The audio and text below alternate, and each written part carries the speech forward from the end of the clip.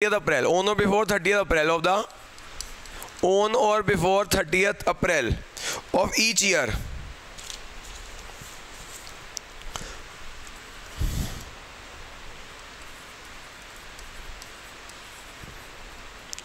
Deposit or invest, as the case may be,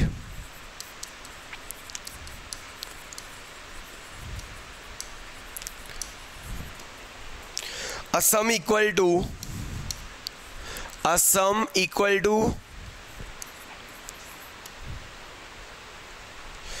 which shall not be less than, a sum which shall not be less than 15%.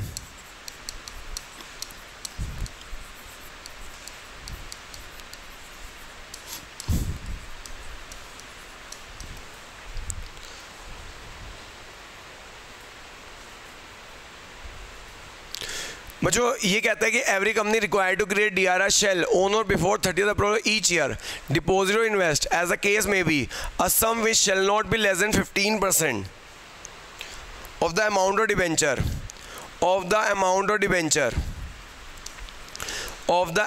Debenture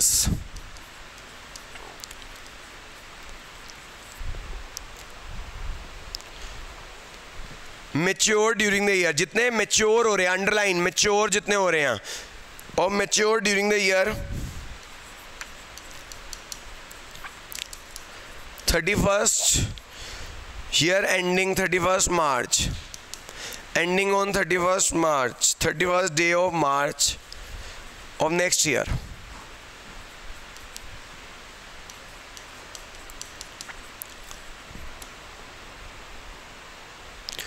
बच्चों ये कहते हैं कि आपको ना कुछ इन्वेस्टमेंट करनी है, जो है DRR बना लिया आपने, वो DRR को बिजनेस में सारा इन्वेस्ट नहीं करना, कुछ पैसा उसका मिनिमम एटलीस्ट 15%, जितना मान लो ये साल चल रहा है, मान लो अप्रैल है आपका ईयर है, 1 अप्रैल 2021 से 31 मार्च 2022, आपको वो कह रहे हैं जितने डिबेंचर 31 मार्च 2022 को रिडीम करने हैं, मान लो 31 मार्च 2022 को हमें रिडीम करने हैं,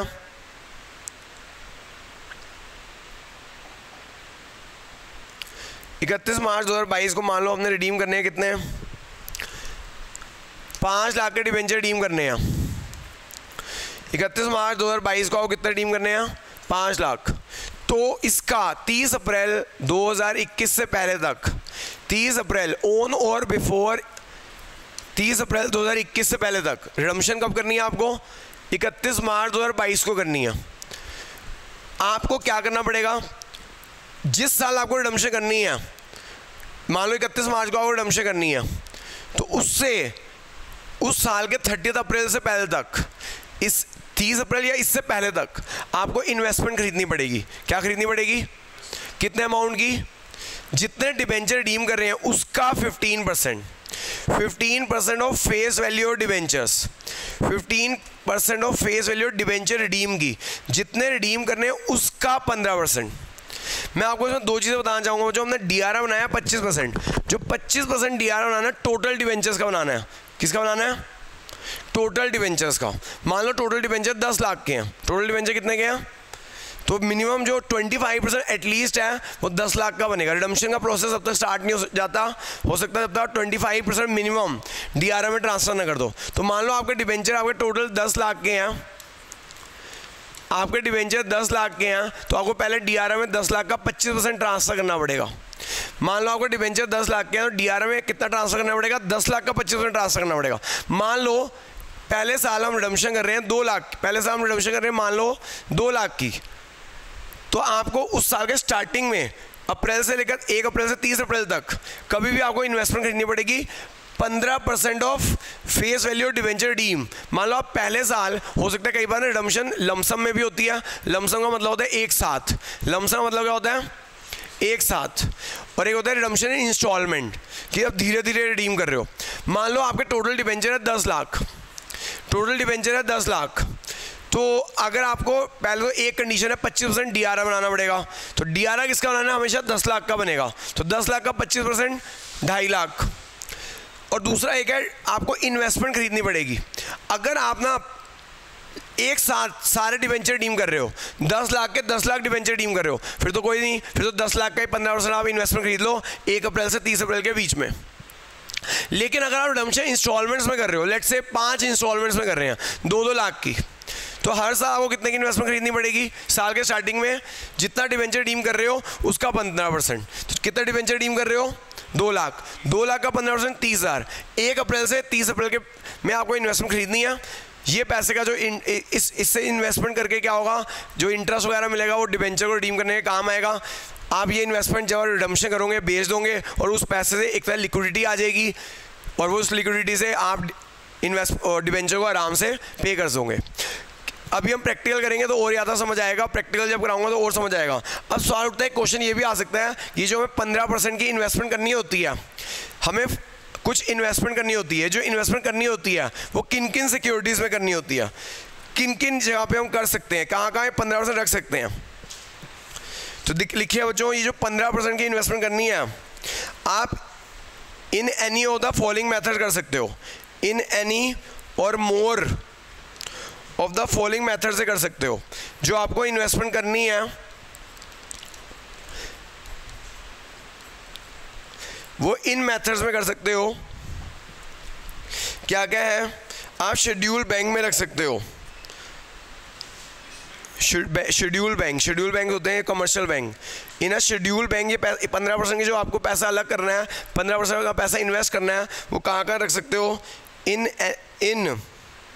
deposit with any schedule bank, किसी भी शेड्यूल बैंक में रख सकते हो। एक होते हैं शेड्यूल बैंक, एक होते हैं non schedule bank. Schedule bank वो होते हैं जिन्हें आरबीआई ने अप्रूवल दिया होता है,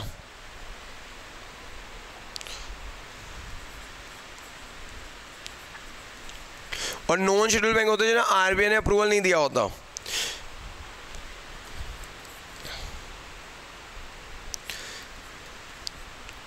इन अनइनकम्बर्ड सिक्योरिटी, इन अनइनकम्बर्ड सिक्योरिटीज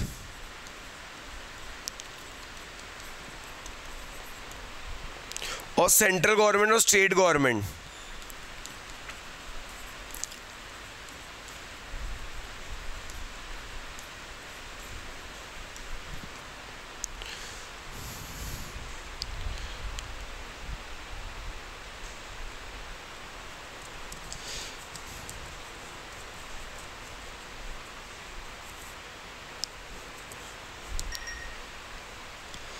जो अनइनकम्बर्ड का क्या मतलब होता है?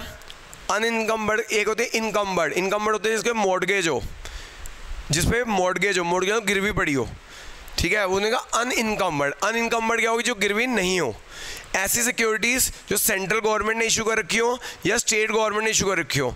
सेंट्रल गवर्नमेंट और स्टेट गवर्नमेंट भी time to time security issue करता रहता है, जैसे आपने पढ़ा होगा बीएसटी में treasury bill, commercial treasury bill issue करता है, तो इसे ट्रेजरी बिल कह सकते हो। Is example of unencumbered security of central government and state government. तो इस तरह की कर सकते हो। In an unencumbered securities of companies, in an unencumbered securities of companies like corporate, like commercial paper,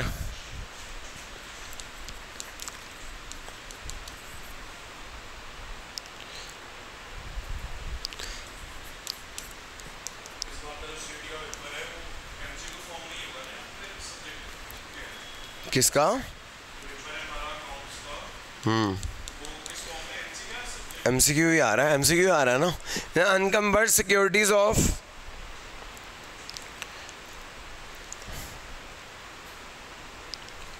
Indian trust act, एक Indian trust act है, अगर उनकी सिक्योरिटीज़ है तो उसमें आप इन्वेस्ट कर सकते हो। यानी कि जो आपको 15% इन्वेस्ट करना है ना, जो आपको 15% इन्वेस्ट करना है वो या तो आप पैसा रख सकते हो शेड्यूल बैंक में जो आरबीआई ने नोटिस कर रखे हैं, आरबीआई ने नोटिफाई कर रखे हैं, आज ही अप्रूव कर रखे हैं उनमें, या अनइनकम्बर्ड सिक्योरिटी। अनइनकम्बर्ड सिक्योरिटीज़ का मतलब होता है जो मॉर्गेज नहीं है, जो गिरवी नहीं पड़ी हुई, जो जैसे हम लोन लेने के लिए कुछ गिरवी रखवाते हैं, तो अगर कुछ गिरवी रखवाया हमने तो वो क्या हो गई?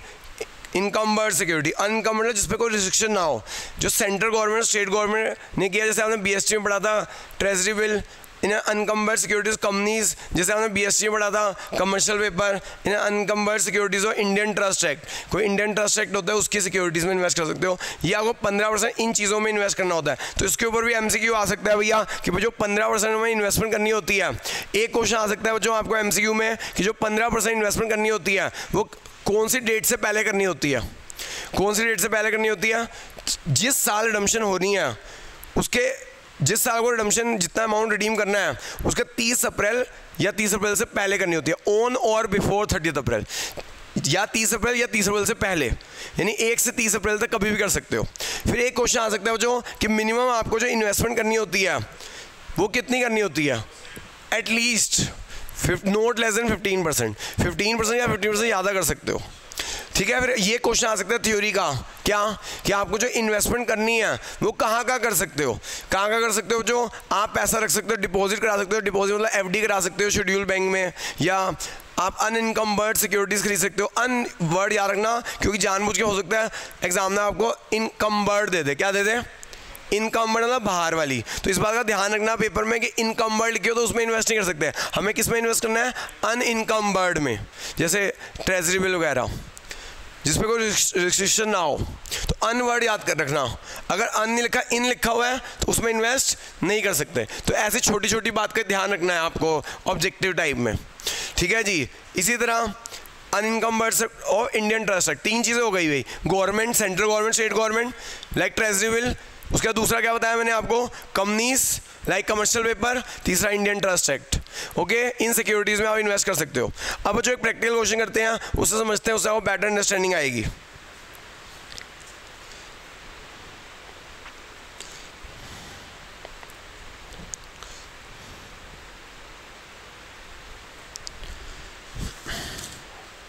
और जब हम सारे डिबेंचर रिडीम हो जाते हैं ना, ये DRR होता है जनरल रिजर्व में ट्रांसफर हो जाता है। जब सारे, ये भी क्वेश्चन आ सकता है, जब सारे डिबेंचर रिडीम हो जाते हैं तो DRR का बैलेंस कहाँ जाता है, DRR का बैलेंस कहाँ जाता है, जनरल रिजर्व में। तो नोट कर लेना बच्चों, मैंने ऑल द डिबेंचर रिडीम, क्योंकि हमारा पर्पस सोल्व हो गया। हमने DRR क्यों बनाया था, डिबेंचर्स की प्रोटेक्शन के लिए बनाया था। When all the debentures redeem, when all the debentures are redeem, जब सारे डिबेंचर रिडीम हो जाते हैं देन DRR, तो हमारा पर्पस सॉल्व हो गया। अब उसे फ्री कर दो, DRR is transfer to general reserve, अब हमारा पर्पस सॉल्व हो गया। अब स्पेसिफिक रिजर्व बनाने का कोई फ़ायदा नहीं है, तो आप इसे कहाँ ट्रांसफ़र कर दोगे, जनरल रिजर्व में ट्रांसफ़र कर दोगे।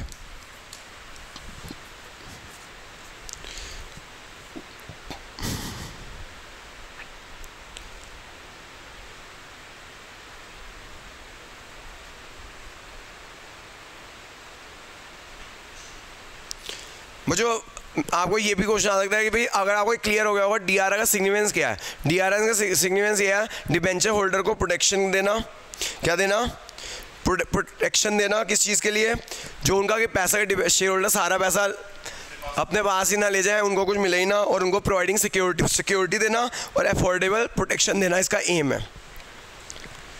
और DRR और जो DRI इन्वेस्टमेंट बनाने का क्या एम है, इन्वेस्टमेंट का क्या एम है, कि हम जो इन्वेस्टमेंट करते हैं उसका क्या एम है, उसका एम है ताकि जब रिडम्पशन का टाइम आए तो आप इन्वेस्टमेंट बेच के आपका सफिशिएंट लिक्विडिटी हो, क्या हो, सफिशिएंट लिक्विडिटी हो। तो याद रखना बच्चों, मैंने आपको जो बताया कि हम DRR क्यों बनाते हैं, हम DRR क्यों बनाते हैं, एडिक्वेट सिक्योरिटी देने के लिए, एडिक्वेट सिक्योरिटी एंड प्रोटेक्शन के लिए। हम DRR जो बनाते हैं वो adequate security and protection to the debenture holder, security and protection to the interest of, adequate security and protection to the interest of debenture holders। अब क्या होता है, जो ना पैसा जो जैसे कैपिटल है बच्चों, जो कैपिटल है वो हमारी इन्वेस्ट रहती है, कहाँ इन्वेस्ट रहती है, एसेट्स के अंदर, land, building, machinery, stock, bill रिसीवल, prepaid expenses. अब दिक्कत क्या होती है, रिडम्पशन के टाइम पे ना हमारे पास कैपिटल तो है, पैसा तो है, लेकिन वो इन्वेस्टेड है इन एसेट्स के अंदर, तो लिक्विडिटी की कमी ना आए। इस वजह से जो डिबेंचर रिडम्पशन इन्वेस्टमेंट का रूल है, जो डिबेंचर रिडम्पशन इन्वेस्टमेंट का रूल है, उसका क्यों बनाया गया, वो इसलिए बनाया गया ताकि आपका